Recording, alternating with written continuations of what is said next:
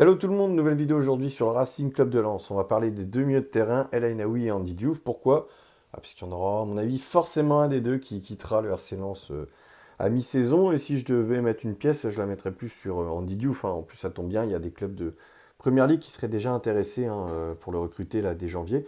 On parle de Tottenham, de West Ham, de Crystal Palace, d'Everton, c'est bien, ça fait du beau monde. C'est aussi une sécurité pour Lens parce que c'est des clubs qui seront en mesure de s'aligner sur les 15 millions exigés par le RC Lens, hein. C'est-à-dire que ça permettra à Lens de récupérer sa mise de départ, hein. C'est ce qui avait été investi justement il y a de ça 18 mois pour payer son transfert auprès du Stade Rennais, enfin non, du FC Bâle, pardon.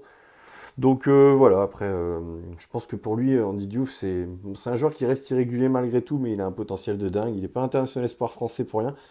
Je pense que c'est une question de contexte en fait. Il n'est pas forcément arrivé au bon moment au RC Lens. Ça veut dire qu'il arrive dans une équipe qui tournait bien, il doit succéder à un monument.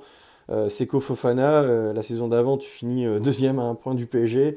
Tu arrives là, il y a la Champions League. Ça reste aussi un jeune joueur, hein, qui n'avait pas non plus un gros vécu au niveau professionnel. Donc pour toutes ces raisons, c'était pas facile, hein, succéder aussi à Seko. Enfin, on a peut-être eu des attentes un peu démesurées aussi envers Andy Diouf. Où on espérait voir une sorte de Seko Fofana bis avec un mec qui était omniprésent dans l'entrejeu, présent dans l'impact, qui récupère des ballons bas, qui est capable de se projeter vers l'avant, des chevauchés de 40 mètres qui cassent des lignes à lui seul, avec des enroulés en dehors de la surface et des buts de dingue, qui comptent en fin de saison, quoi, bref, du Seco, quoi. Mais Andy Diouf, voilà, c'est pas du tout ça, mais ça reste aussi un profil et avec ses qualités à lui. Et moi, je pense que c'est un joueur qui est promis à un très bel avenir. C'est juste qu'il n'est pas arrivé au bon moment. Je pense même que c'est par rapport au schéma de jeu à chaque fois qui était mis en place par Francaise ou même là avec Wistil, avec les joueurs qui à côté de lui, il n'y avait pas forcément peut-être cette complémentarité qui était recherchée ou attendue. Donc pour toutes ces raisons, je pense que ça peut être que bénéfique pour lui et même aussi pour le club en fait qui a un départ là à mi-saison, plutôt qu'un un joueur comme. Et encore, je précise, hein, moi j'aimerais bien le voir aussi en Bundesliga. Je suis persuadé que son profil matcherait parfaitement avec le football allemand. Andy Diouf, bon, ça c'est un avis personnel, n'hésitez pas à me le faire savoir si vous êtes d'accord aussi, donc en commentaire. Mais voilà, hein, El Ainaoui, je ne le vois pas quitter le Lens là tout de suite à mi-saison, pour plusieurs raisons. Bah, déjà, je suis très content de son match aussi à Auxerre, il a été l'un des meilleurs Lensois, donc ça fait vraiment plaisir, ça va lui faire du bien, parce que humainement, ça a été dur à vivre ce qui s'est passé pour lui l'été dernier. Son transfert qui capote à la dernière minute, hein, à l'AS Monaco suite à un problème au niveau du genou qui avait été décelé lors de la visite médicale. Ça peut refroidir ses prétendants, hein, déjà l'été dernier, ceux qui le suivaient encore là jusqu'à présent. Je vois pas un club mettre entre 10 et 15 millions là cet hiver. Ça serait trop risqué. Pour lui, ce serait pas intéressant non plus. Ce serait pas un bon choix de carrière. Par contre, je me dis, la question qui va se poser, c'est en fin de saison, est-ce qu'un club mettra aussi 15-20 millions d'euros si jamais il retrouvait son niveau qui fut le sien la saison dernière où il avait été l'un des meilleurs joueurs de l'effectif senior?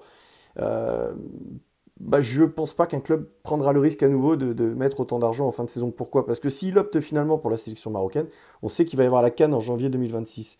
Et ça peut être aussi un frein en fait, un sérieux frein en fait pour tous ces prétendants, parce que tu te dis, bon, on connaît déjà les antécédents, tout ce qui s'est passé là l'été dernier, et un an plus tard, tu te dis, bon, le mec, si tu casses ta tirelire pour le recruter, il va avoir aussi un temps d'adaptation avec son nouveau club, nouvel environnement, surtout si c'est un nouveau championnat à l'étranger, et puis ses nouveaux coéquipiers, etc.